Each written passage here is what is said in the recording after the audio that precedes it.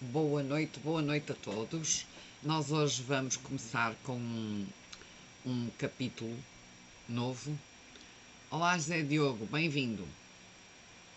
Vamos começar com um capítulo novo no livro das 5 feridas que impedem a felicidade e hoje vamos falar da ferida da traição, que usa a ferida da traição olá, Chimo 284, não sei quem seja. A ferida da traição é mais ou menos parecida com o... Olá, Soninha, bem-vinda! Vamos para a página 93, capítulo 5. Vamos falar hoje da ferida da traição, ou do medo de confiar, e que vai fazer com que as pessoas usem uma máscara que é a máscara do controlador, e que muitas vezes também está... Boa noite, Sónia. E que muitas vezes também está associada à necessidade de perfeccionismo e exigência que nós fazemos de nós mesmos, não é? E isto, normalmente, este tipo de máscara, ou esta ferida, acontece quando a criança, por exemplo, perante os pais que lhe faziam promessas e depois não cumpriam, e a criança acaba por sentir-se quase como traída. E tem também muito a ver com o complexo de Édipo, de que Freud falava muito. E, portanto, é uma ferida muito interessante, mesmo super interessante. E que... Olá, Daniela, bem-vinda! Há quanto tempo eu não te via por aqui? Já acabaram os exames, presumo eu, da faculdade. Espero que tenham corrido super bem. E então tem muito a ver com isso, com o complexo de Édipo. Porquê? Porque esta traição que a criança vai sentir tem muito a ver com o progenitor do sexo oposto, em que a criança vai quase que fazer de tudo, quando se começa a conhecer e a descobrir, fazer de tudo para agradar. Finalmente, diz a Daniela. Férias então, não é? Merecidas. E então, eu estou aqui a fazer um compasso de espera para que toda a gente chegue. E então é isso, são essas promessas não cumpridas por parte e atenção, com promessas que são repetidamente não cumpridas, não é? Não é uma promessa não cumprida que chega... Olá, Maria de Fátima, bem-vinda, boa noite. Não chega uma promessa qualquer, não é?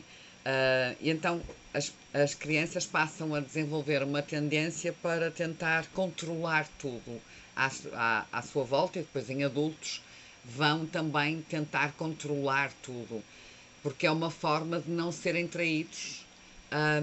É exatamente se controlarem tudo o que está à volta deles. Agora imaginem o que é isto numa criança e a ansiedade que isto provoca, porque se sentem que perdem o controle, elas ficam completamente perdidas. Boa noite, Maria de Fátima. E isso acontece depois também em adultos. Então, aquele perfeccionismo, aquela exigência, aquele controle que as pessoas vão tendo, é exatamente para não serem traídas, para fazerem tudo perfeitas, para mostrarem que são fortes, porque é uma necessidade que têm, em mostrar muito que são fortes, que são capazes, que são autossuficientes, que fazem tudo, que são perfeitas. E depois vão também andar em polos no humor, tão depressa, estão muito bem humoradas, como a seguir estão mal humoradas, mas nós vamos ver tudo isto no capítulo hoje e nas próximas 3 leituras, porque já vimos que realmente precisamos sempre de 3 leituras para chegar ao fim de um capítulo. E então, eu já estou aqui a fazer um compassozinho de espera, já passaram 5 minutos, e vamos então começar a nossa leitura. E a autora, a Lise Bourbeau, começa por explicar o que é traição. E então ela diz que podemos trair alguém ou ser traídos de várias maneiras. E que, de acordo com o dicionário, trair significa deixar de ser fiel a alguém, ou deixar de ser fiel a alguma causa, alguma coisa, ou abandonar, ou entregar a alguém. Tudo isso são significados de traição. Obviamente que o contrário de traição há de ser o quê? Fidelidade, não é? Então, a fidelidade é ser fiel aos compromissos, é cumprir os compromissos, é ser leal, é ser dedicado. Então é isso que são esses dois polos que vão estar presentes nesta ferida. Entanto, e é assim, é normal que nós costumemos confiar em pessoas que são fiéis, não é? E quando a confiança é destruída, podemos sentir que sofremos uma traição. Então é este paradoxo que depois existe na vida adulta. Exatamente nós confiamos em pessoas que nos parecem ser fiéis ou que aparentam ser fiéis e exigimos isso dessas pessoas, e quando essa confiança é destruída, o sentimento que advém é exatamente esse, de traição. Então, esta ferida, segundo a autora, é despertada entre a idade dos 2 e dos 4 anos. No momento em que a energia sexual se desenvolve, criando assim o complexo de Édipo. E era isso que eu há bocado estava a dizer. Nós hoje vamos também falar um bocadinho, porque ela aborda esta ferida através do complexo de Édipo. Então, esta ferida é vivida com o progenitor normalmente do sexo oposto, ok? Exatamente como na ferida de abandono, não é? A ferida de abandono também é vivida com o progenitor do sexo oposto. Isto está a abanar, não sei porquê. Deixem-me só ver o que é que se passa aqui. Se eu não destruo, não abanou mais, não é? Mas pronto, pode ser que agora fique mais quietinho. E então a alma que quer resolver este tipo de ferida, como vocês sabem, esta autora também acredita, e eu, tal como esta autora, também acredito em vidas passadas e na reencarnação, e que nós vimos esta vida curar determinadas coisas. Portanto, e ela também faz essa explicação a essa luz, à luz da reencarnação. Então ela começa por dizer: a alma que quer resolver esta ferida atrai um progenitor com quem terá uma forte ligação de amor e uma grande atração mútua. Portanto, um forte complexo de Édipo. Eis algumas explicações para aqueles que desejam ter mais informações sobre a teoria do complexo de Édipo, criada pelo psicanalista Sigmund Freud. Segundo ele, todos vivemos esse complexo, mas em diferentes graus. As crianças, sobretudo entre os 2 e os 6 anos, apaixonam-se todas pelo progenitor do sexo oposto ou pela pessoa que desempenha esse papel. Porque é nessa idade que a energia sexual se começa a desenvolver. Então a criança começa desde dessa altura a tomar contacto com a sua força de vida e com a sua força sexual, que representa a sua capacidade de criar. E é natural que o bebê, desde que nasça, seja fusional com a mãe e que tenha uma grande necessidade de atenção e dos cuidados dessa mãe, não é? E a mãe, contudo, deve continuar a tratar das tarefas cotidianas e a cuidar dos outros membros da família, como fazia antes desse bebê chegar.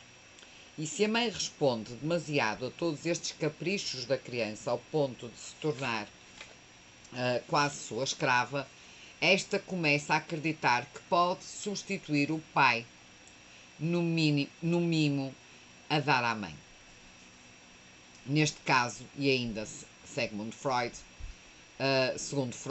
a criança não passará pela fase edipiana essencial ao seu desenvolvimento, e isso será muito doentio para ela a nível psicológico e sexual quando chegar à idade adulta. Ou seja, quando a mãe se torna então uma escrava e a criança começa a acreditar que pode substituir o pai, não é? O que acontece nesses casos é que há uma substituição de papéis, que, segundo as constelações sistémicas, no fundo há uma alteração do lugar, em que o filho vai ocupar o lugar do pai e vai se comportar como se fosse o pai. E o progenitor quase que é afastado, quase que é retirado de cena. Quando isso se dá, quando há substituição de papéis, quando as pessoas estão nos papéis errados, porque pai é pai, mãe é mãe e filho é filho, e há uma relação hierárquica, ok? Os pais estão sempre atrás dos filhos, os filhos estão à frente e não, os filhos não estão ao lado, não estão no lugar do pai ou no lugar da mãe, os filhos não estão ao lado, estão abaixo. Quando há esta alteração de lugares na família, obviamente que o complexo de Édipo não se dá, ou seja, não se dá esta fase edipiana de que há uma paixão pelo progenitor do sexo oposto. Porque não se dá porquê? Porque a criança ocupa o lugar desse progenitor. E depois isso vai ter consequências ainda mais graves quando a pessoa é adulta, que não é o caso da ferida que nós estamos a tratar. Passar bem, portanto, passar bem a sua fase edipiana significa que a criança deve reconhecer que um pai foi essencial para a criar, mesmo que não esteja presente, e que a mãe deve fazer sentir à criança que esse pai existe e que ele é tão importante como ela. Quando a criança começa a entender que houve a união de dois sexos para a conceber, desenvolve então o interesse pelo sexo oposto, que é o tal complexo de Édipo.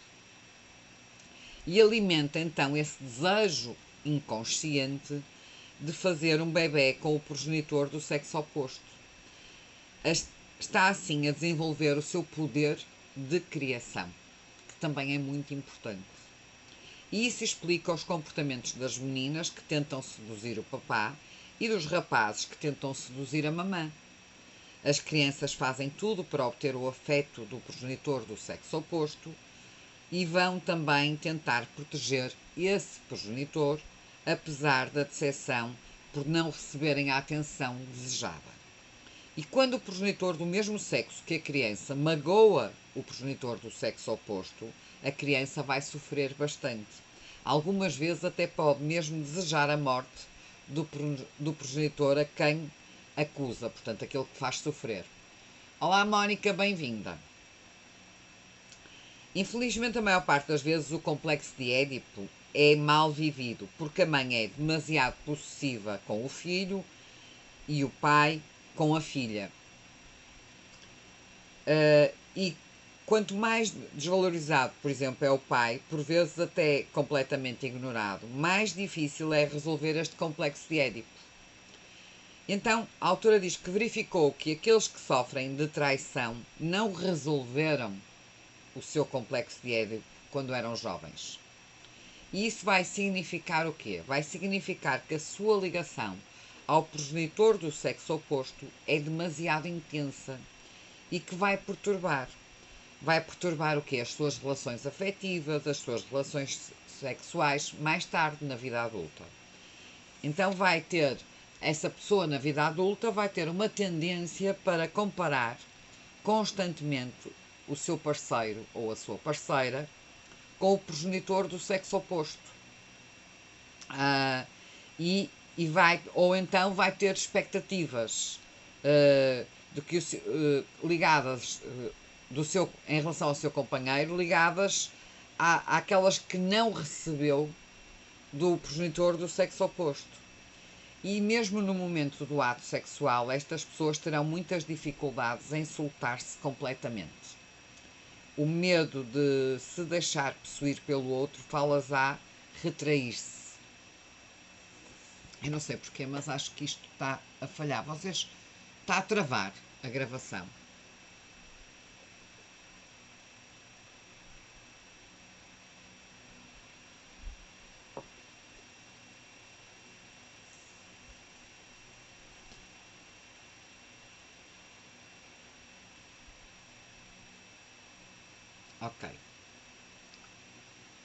Ok, Maria de Fátima não. Ok. Então, mais uma vez, ela vai ver isto à luz da reencarnação. Então, a alma, quando encarna com o fim de resolver uma ferida de traição, vai escolher pais que utilizam a sedução com a criança e que estão bastante centrados neles próprios. Tudo ok, diz a Soninha, ok. Então, com pais deste género, a criança é levada a sentir-se que eles precisam dela e quer, sobretudo, que o progenitor do sexo oposto se sinta bem. E tenta, por todos os meios, ser uma criança especial para esse progenitor. E ela agora vai falar uma história que ilustra muito bem isto que ela que está a descrever, que é um homem que sofria da ferida de traição. Contou-lhe que quando ela era jovem, a mãe e as duas irmãs o elogiavam, dizendo que só ele conseguia fazer brilhar os sapatos daquela maneira e que só ele conseguia fazer brilhar o chão daquela maneira quando o lavava e o encerava. Então, por isso, ele, quando executava aquelas duas tarefas de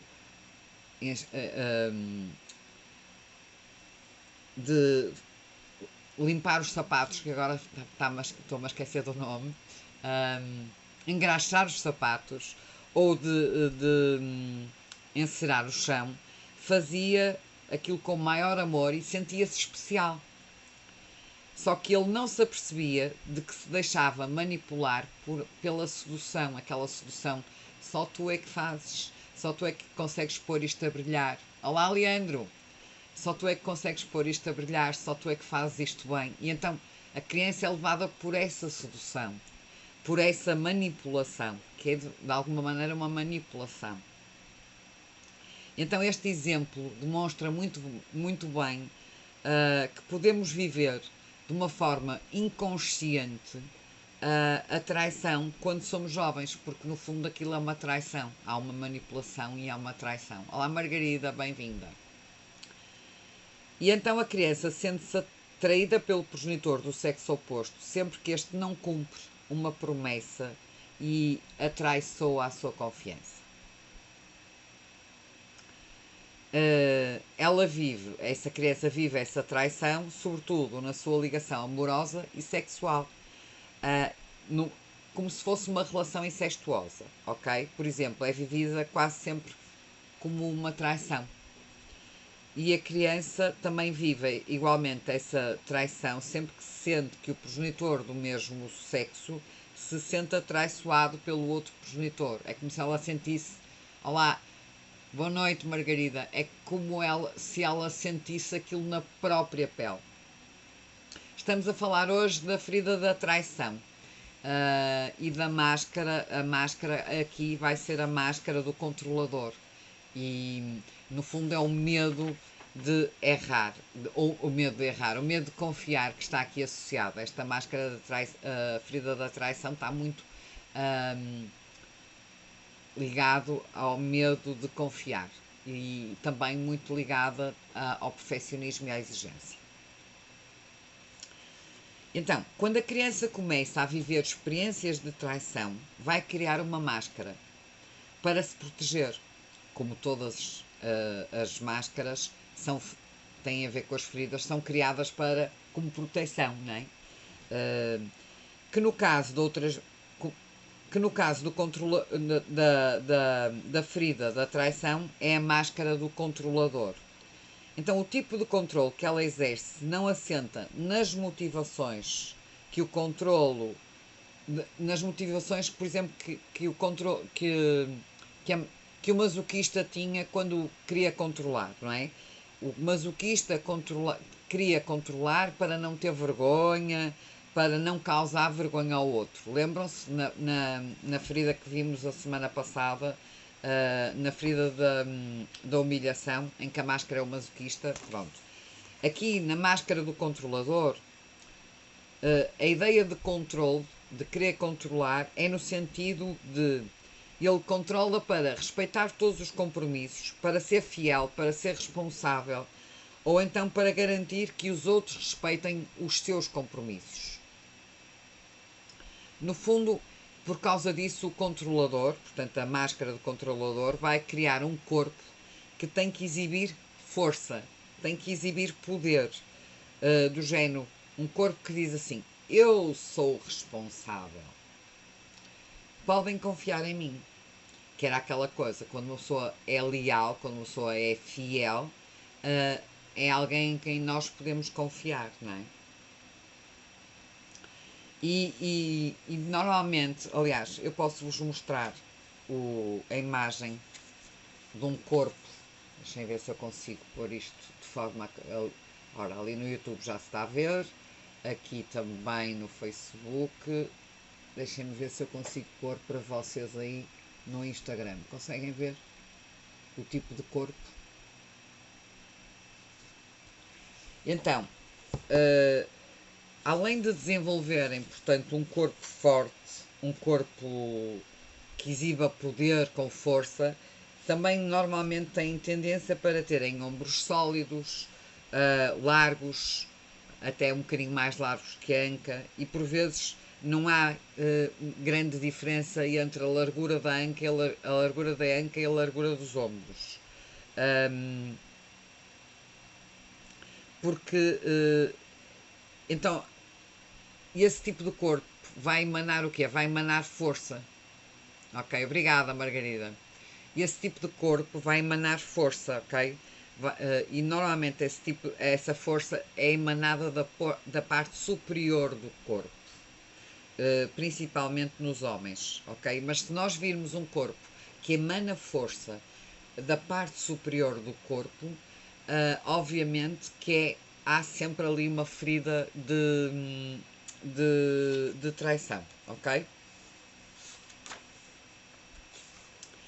E depois, por exemplo, um homem, ela dá aqui os exemplos, um homem com aqueles ombros largos, com bíceps fortes, com o peito abaulado e com uma t-shirt justa para exibir esses músculos, percebe-se logo que existe ali uma ferida de traição bastante acentuada.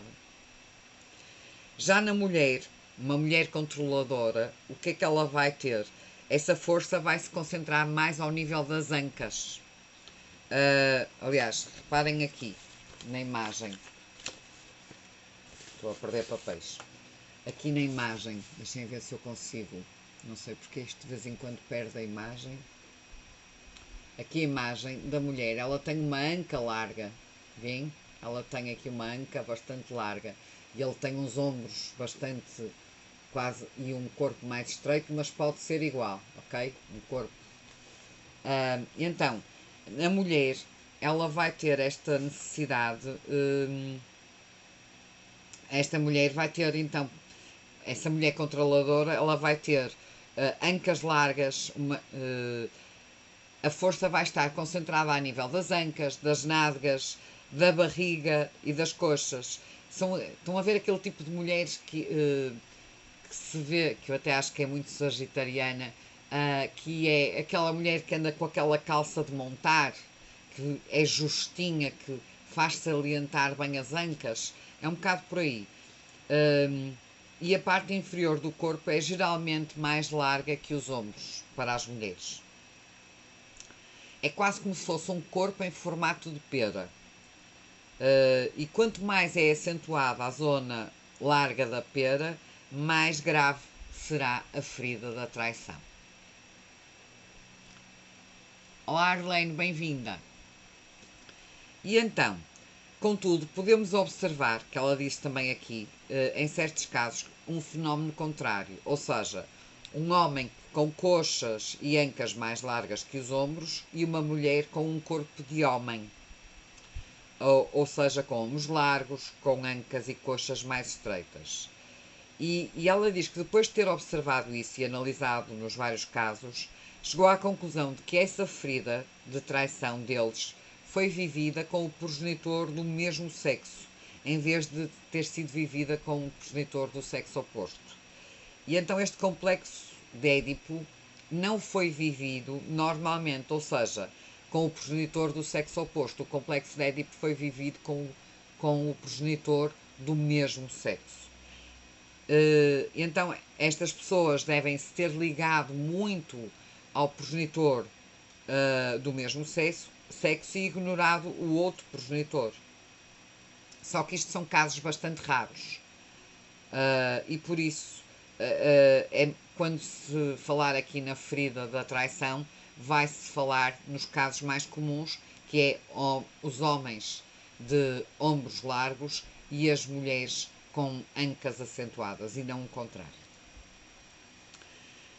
De uma maneira geral, as pessoas que usam a máscara do controlador assumem o seu lugar e são muito físicas. Tipo, têm aquele olhar, mandam aquele olhar do género: olhem para mim. Acontece que terem vários quilos a mais, mas não se pode dizer que sejam pessoas gordas, ok? São mais qualificadas como pessoas fortes. Aliás, vistas de costas, nem parecem ser gordas. No entanto, quando as vemos de frente, essas pessoas, homem ou mulher, podem apresentar uma barriga inchada. E, portanto, para quê? Para mostrarem a sua força no ventre, que diz, como se dissessem: eu sou capaz. Aliás, nos países orientais, isto chama-se força de Ara. O Ara, que é um dos chakras que nós temos na zona do ventre, então é a força de Ara. O aumento de peso de alguém está sempre muito associado à parte mental dessa pessoa, que acredita que não ocupa lugar suficiente na vida, ok? Já vimos isso a propósito da ferida do masoquista e hoje ela também vai abordar. Por exemplo, o aumento de peso na ferida do masoquista é a maneira que ele tem de se fazer de se sentir ainda mais humilhado, ok?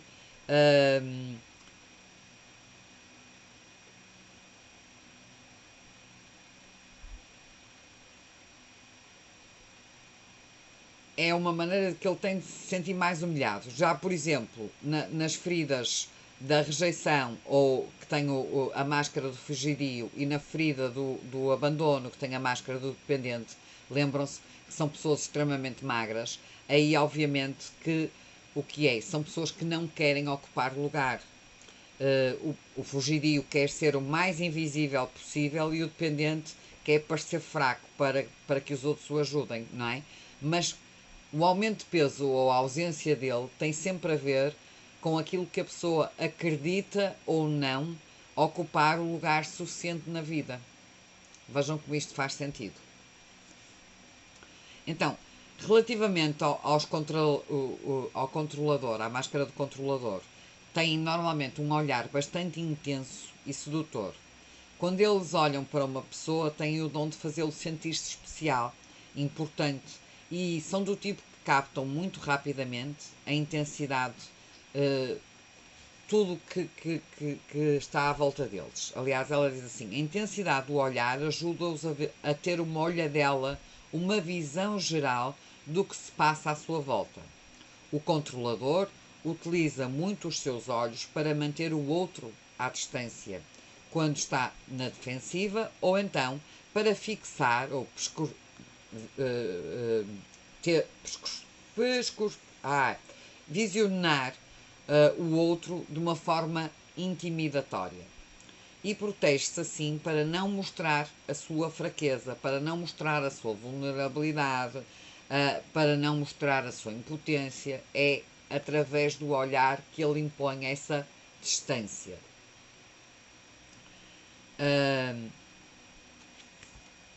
Se uma pessoa, a autora lembra sempre isto, se uma pessoa...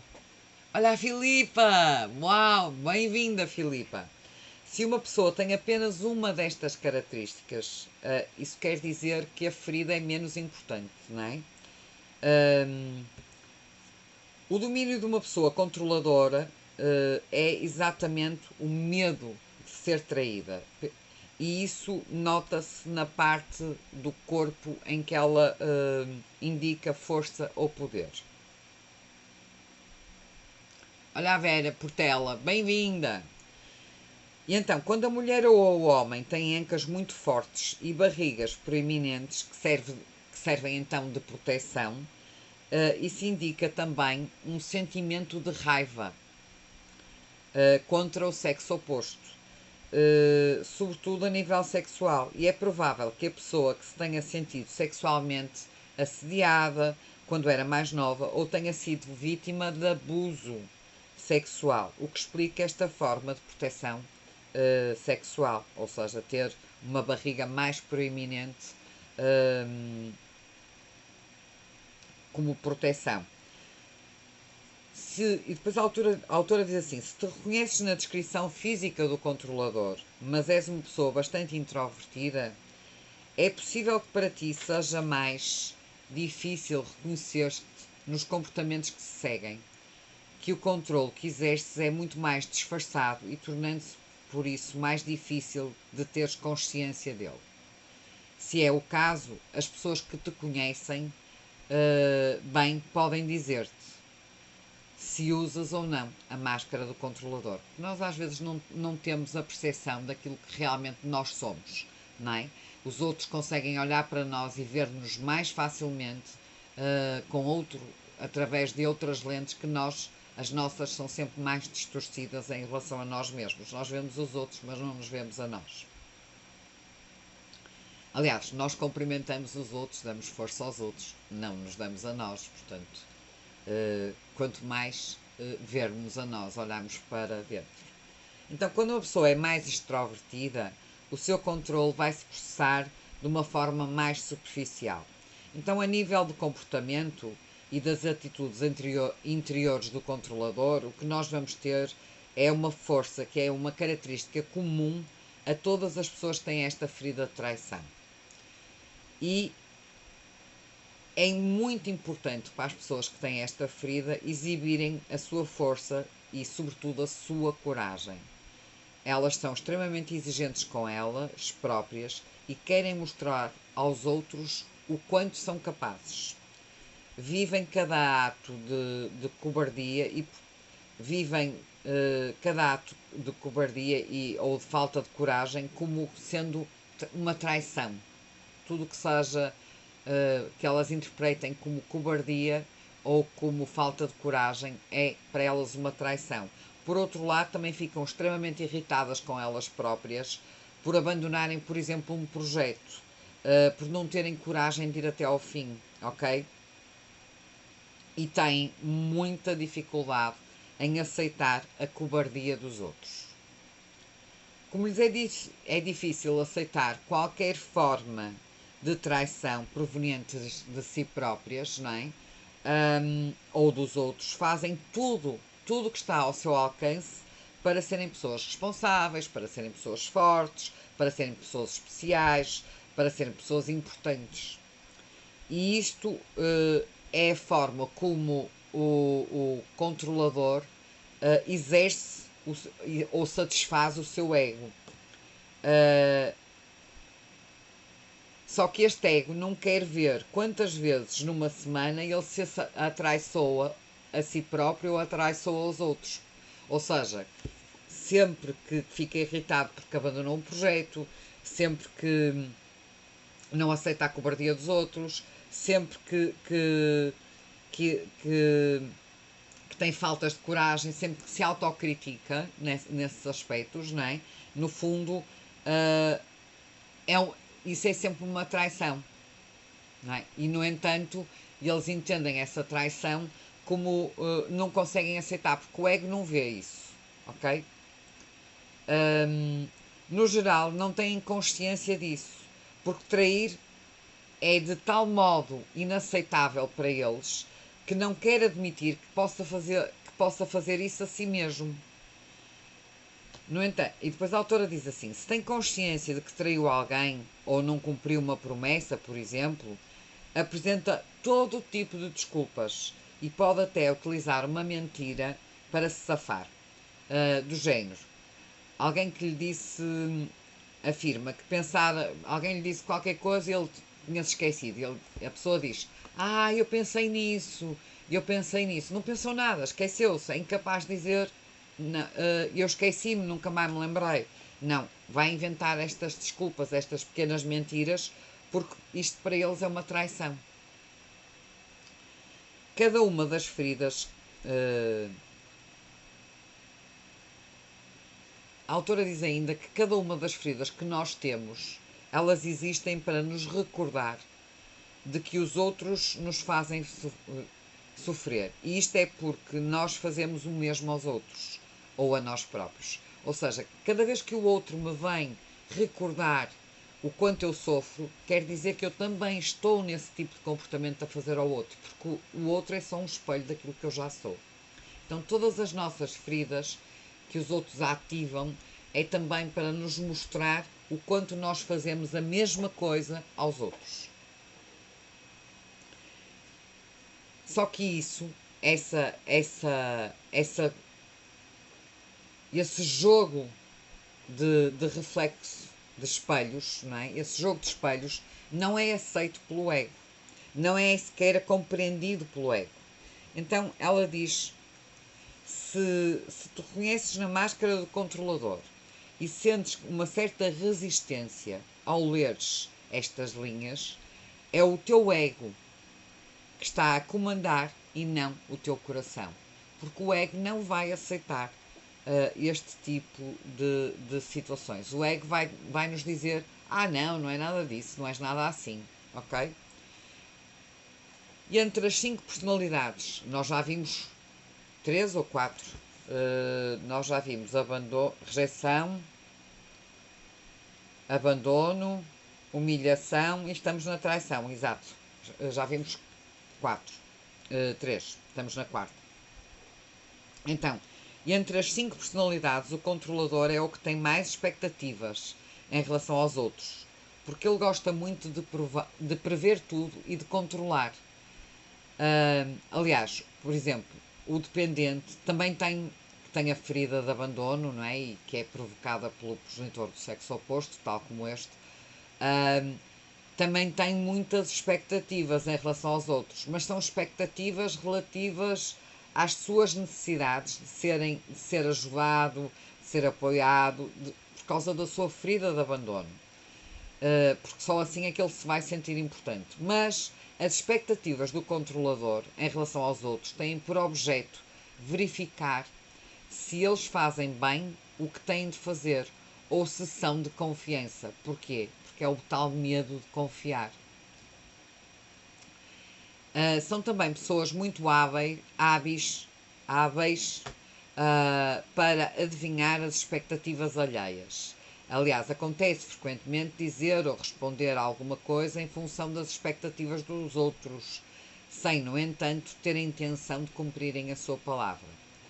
O controlador tem também uma personalidade muito forte. Afirma que acredita com força e espera que os outros adiram sempre às suas convicções. São aquele tipo de pessoas que forma rapidamente uma opinião sobre uma pessoa ou sobre uma situação e fica sempre convencido que tem razão. E quer e depois vai e afirma o seu ponto de vista de forma categórica, tipo, para convencer os outros a todo custo de que ele tem razão.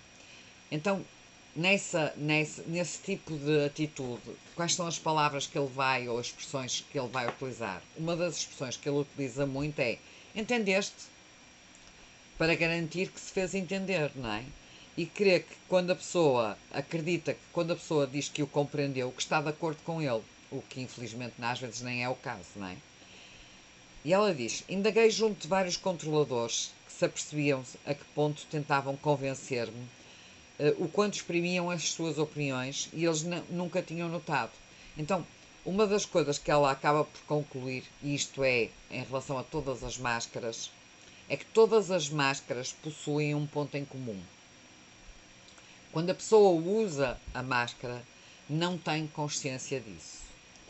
Mas quem o rodeia vê muito facilmente a máscara que essa pessoa usa, mas a pessoa não tem essa consciência.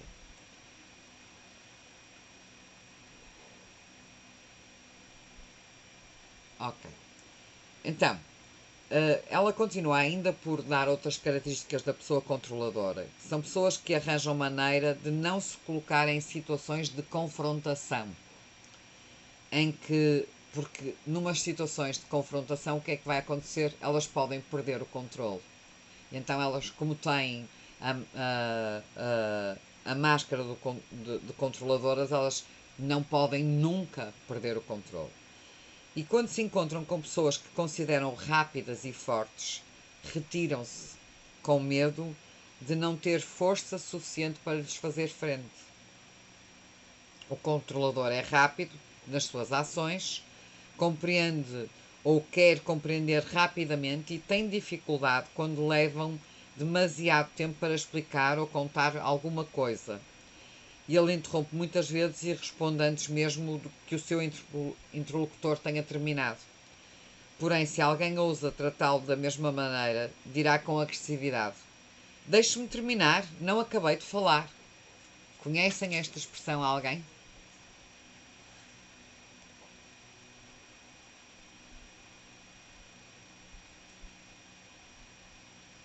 Faz sentido para algumas de vocês este tipo de ferida que estamos a falar hoje? É engraçado que em algumas coisas eu acho que também aqui me revejo. Não agora, mas noutros tempos.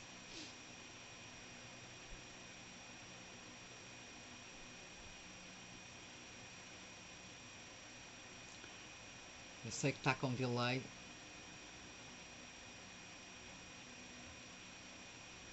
Ok, vou continuar. O controlador possui também muitos talentos e atua muito rapidamente, por isso tem pouca paciência com pessoas mais lentas. Precisa de se esforçar para as largar de mão.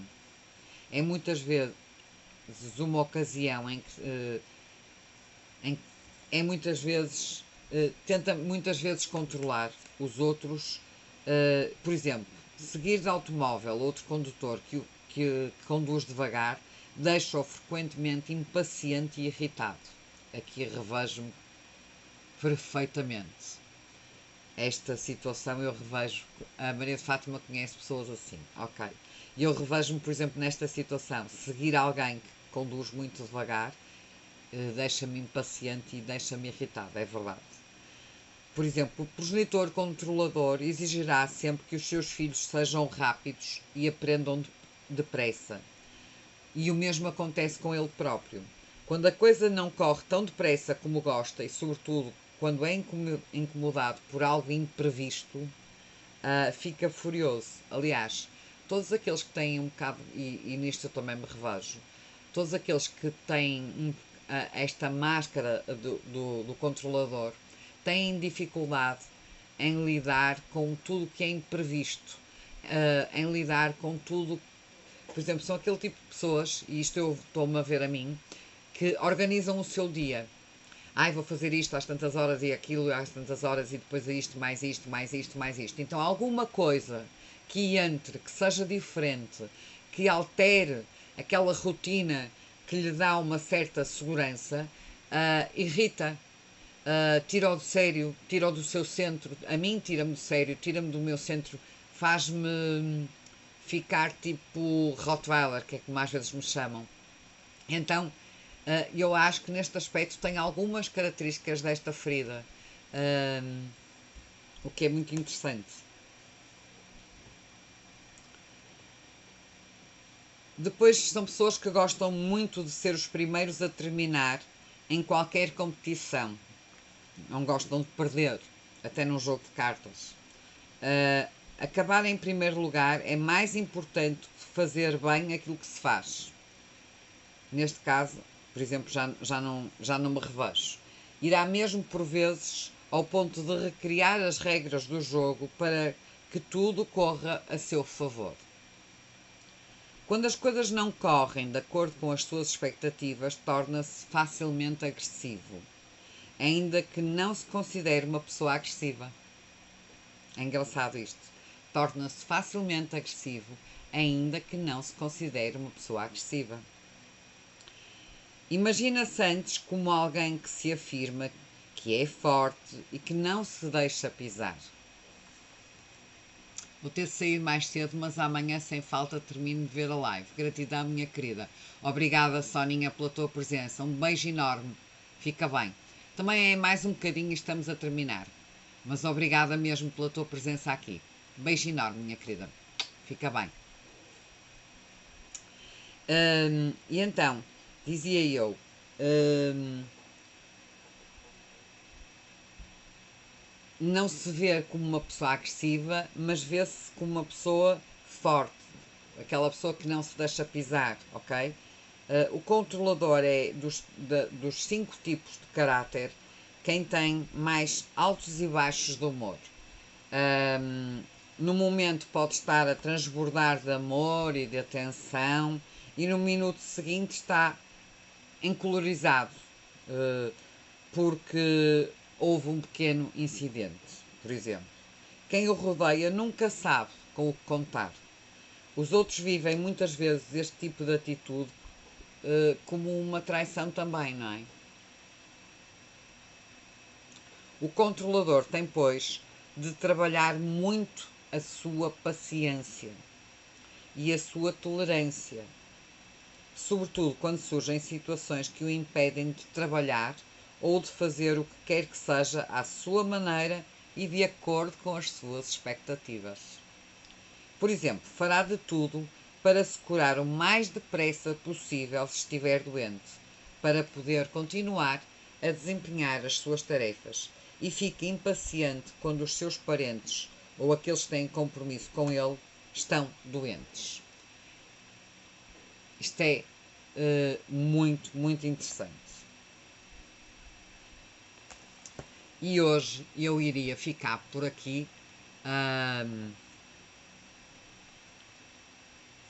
Porque senão isto também se torna muito denso, porque é muita informação, mas ficaríamos por aqui e para a semana, eu creio que para a semana vai ser na própria quarta-feira. Deixem-me só verificar aqui na agenda, mas eu acho que na próxima semana continuamos, pode ser na quarta-feira. Esta semana, por razões de uma aula que eu tive ontem, não pode ser na quarta-feira, mas para a semana voltamos à quarta-feira, exatamente. Voltamos então no dia 3 de agosto e continuaríamos aqui. Ficamos hoje na página 100, no último parágrafo da página 100, e continuaríamos até aqui. Daqui para a frente a falar sobre, mais uma vez, sobre esta ferida e a máscara, a ferida da traição e a máscara do controlador. Ok? Fez sentido para vocês alguma coisa do que foi dito aqui? Deem-me aí o feedback, por favor. Houve alguma coisa com que se identificassem? Fez sentido alguma coisa?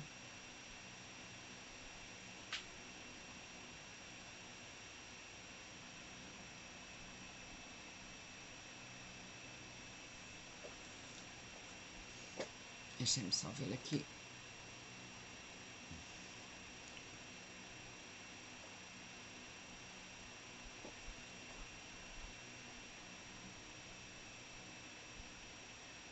Eu sei que está com delay.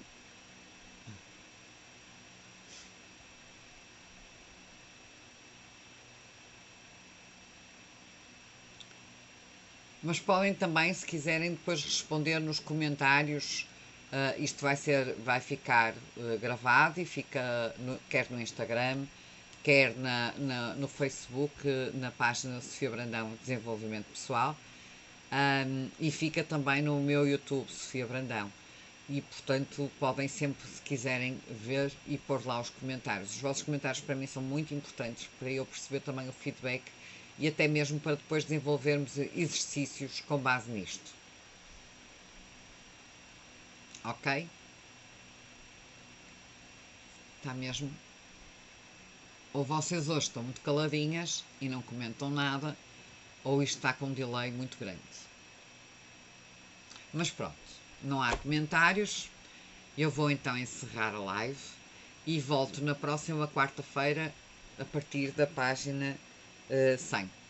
Ok? Um beijinho enorme, obrigada pela vossa presença, obrigada Maria de Fátima, obrigada Sónia, obrigada Margarida, muito obrigada pela vossa presença. Um beijo enorme e até quarta-feira. Tenham uma boa semana e um excelente fim de semana. E quem tiver de férias, umas excelentes férias também. Beijinho. Fiquem bem. Maria de Fátima, ok. para mim, identifiquei-me com a situação de querer que os meus filhos andem à mesma velocidade que eu. Exatamente, às vezes nós temos que comportar. E esta, pelo aquilo que me apercebi, no início custa um bocado a nós entendemos que temos esta ferida. Mas à medida que nós, quando ela diz mesmo, vai ser difícil vocês identificarem-se com as características. Hum, não gosto de pessoas lentas, eu também não. Eu também não. Mas depois vamos vendo algumas coisas. Pode não estar tão ativa, pode haver feridas em que estão mais ativas que esta, mas a verdade é que eu também me reconheci aqui em algumas coisas. É interessante, não é? Então, mas obrigada, Maria de Fátima, por partilhar o seu comentário. Fico muito contente com as partilhas mesmo. É assim que torna esta leitura menos densa quando vocês partilham as vossas ideias e me permitem fazer comentários. Vê se para a semana se temos tempo de fazer uma meditaçãozinha, porque já não fazemos há muito tempo. Se não, eu depois também estou a pensar aí mais para a frente criar uma rúbrica só de meditação, em que vamos fazer meditações guiadas, mas provavelmente isso será de manhã cedo. Quem puder estar em direto está, quem não puder depois assiste